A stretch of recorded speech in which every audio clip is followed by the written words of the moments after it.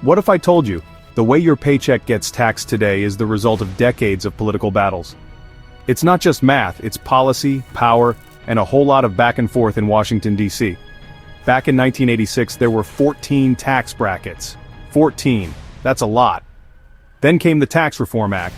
It wiped the slate clean and left just two 15% and 28%. Bold move.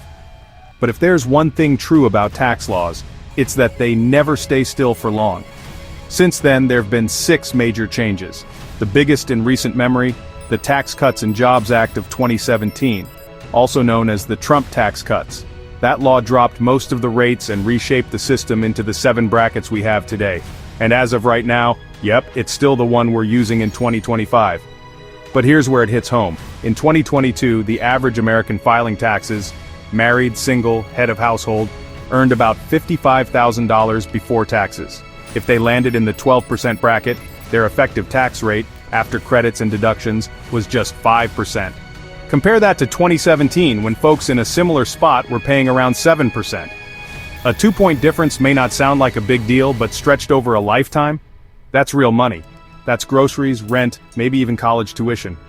Tax brackets might seem like just lines on a chart, but behind every line is a real-life impact. So let me ask you this.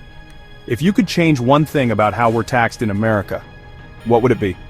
Drop it in the comments. I want to hear the real talk.